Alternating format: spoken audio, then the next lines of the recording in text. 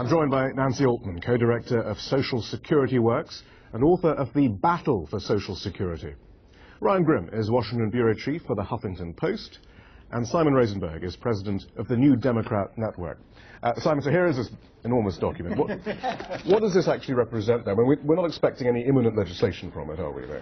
No, but I think if there's a big deal done this year, I think it's going to look a lot like what the president put out today, and I think the president is clearly trying to do a deal with the Republicans. He wants to get a big deal done on deficit reduction in the budget before he leaves office, and I think this was a balanced and thoughtful approach that is more focused on growth than the Republicans and probably a little bit more focused on deficit reduction than some of the Democrats would want. And Ron, I mean, there are a range of things in here, and some of them are pretty worthwhile. The Buffett rule makes an appearance, 30% tax on millionaires, $78 million to intercept an asteroid, which sounds interesting. Could be the best money ever spent. Taxing cigarettes to pay for preschool education. I mean, are these things are we likely to see these in the future then? Or? No, probably not. Right? I mean, these are the things that he's been pushing for in every deal that he's tried to strike with the Republicans over the last couple of years, and they haven't made it through so far. Now, we had an election, and in some countries after you have an election, and the agenda that was carried by the party that won is the one that's implemented, and then people decide whether or not they like that, and then you have another election, but not in this country. Washington does not move legislation through no matter what the election says. So, I'm not too hopeful, but he does have a passion for the pre-K funding. Well, interestingly, though, I mean, there's an argument to make this is a very unprogressive way to fund pre-K because it's disproportionately poor people who smoke. I mean, well, if you persuade these poor people to smoke less, then you're probably making their lives a little longer. And right, but then also, if you persuade them to smoke less, then there's not enough money for pre-K education. And they've had those problems with the cigarette taxes, that people smoke less and they make less money. Well, let's move on then, because I think, there are all sorts of things here, but it's page 46. That is the really significant page, perhaps. So let me read out that. It's just 3 paragraphs. And in some ways, you could easily miss it, frankly. And certainly the White House hasn't made a huge song and dance about this one page. But here we go. In the interest of achieving a bipartisan deficit reduction agreement beginning in 2015, the budget would change the measure of inflation used by the federal government for most programs and for the Internal Revenue Code, from the standard Consumer Price Index, CPI, to the alternative, more accurate chain CPI, which grows slightly more slowly. Unlike the standard CPI, the chain CPI fully accounts for a consumer's ability to substitute between goods in response to changes in relative prices and also adjusts for small sample bias. Most economists agree that the chain CPI provides a more accurate measure of the average change in the cost of living than the standard CPI. We'll get into the specifics of what's being said there in a moment. But Nancy Altman, how significant is it for that paragraph to be in a budget presented by a Democratic president? It's extremely significant. First of all, his own Secretary of the Treasury said in a USA Today op-ed that Social Security has nothing to do with the deficit. And past Congresses have tried very hard to keep Social Security separate. So the very idea of proposing these kinds of changes as part of deficit reduction is a mistake, and what it does is it reinforces American suspicions that their money is being raided. Too many Americans think that now. But interestingly,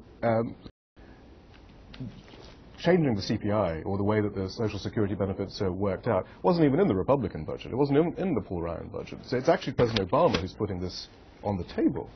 Well, they've been arguing for it rhetorically.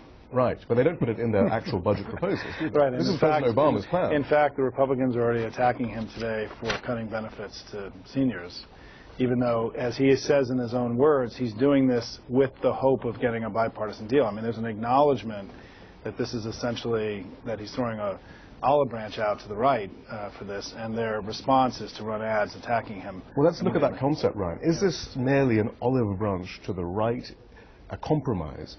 Or is it, in fact, something that President Obama has pretty much argued for years, actually? This has been actually his own personal goal, is to change the way that Social Security is ordered and works in this country. I think one way to answer that is to say that it almost doesn't matter what President Obama wants.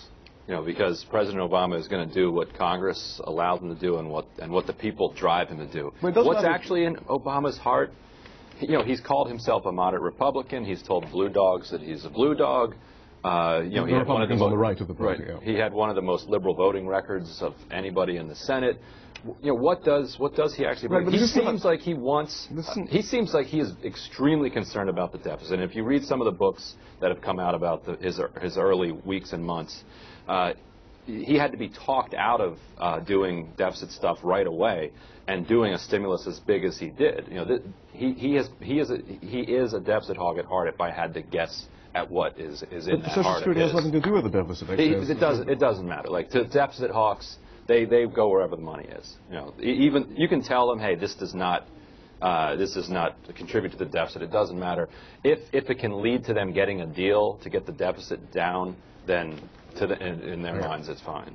Well, as to whether this actually is about the deficit or whether it's about fundamental economic ideology, I guess, and an approach to how society should work. But let's look then at the specific sentences in this, the specific assertions in this paragraph then. First of all then, is the chained CPI then a more accurate measure of the cost of living, Nancy? Not at all. And it's wrong that most economists, the statement that most economists think so. We have a letter of 250 economists saying that for this population, it's less accurate. And it's this population, you mean the elderly? Seniors and people with disabilities, who primarily are the ones who receive Social Security.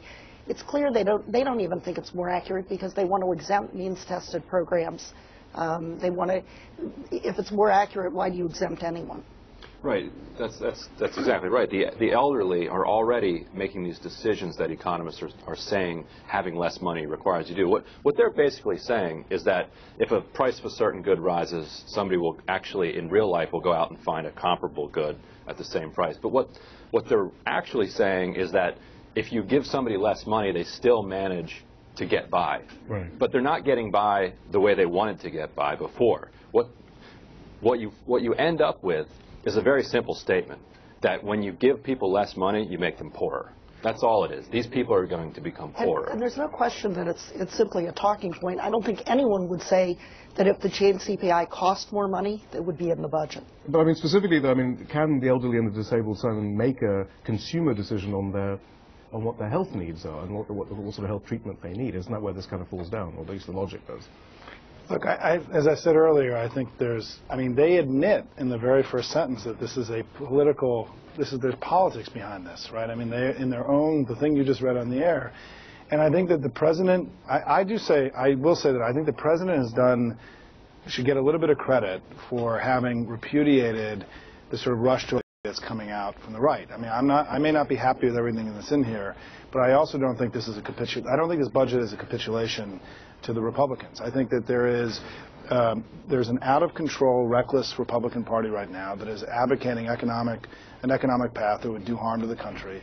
The president, by advocating for preschool, for investment in infrastructure, right, he's done a very progressive health care bill, that he is setting up, I think, an alternative argument where he can say that he is taking care of his coalition, the coalition that got him elected to office, and it may not be done in a way that the old Democratic coalition wants, but he's building a new and different coalition for the 21st century. But you use that term capitulation. I mean, as we were just suggesting, it's not a capitulation, actually. It's a fundamental restructuring of the economy that he seems to deeply believe in, perhaps, though, right? I mean, in what way? You mean in terms of entitlement reform? Yeah. No, we have to reform entitlements. We have to spend less money on entitlements. Right. Well, in the United States, we have to cut defense, we have to reform entitlements, we have to raise taxes if we want to make a dent in the deficit. We have to do all three. The president wants to do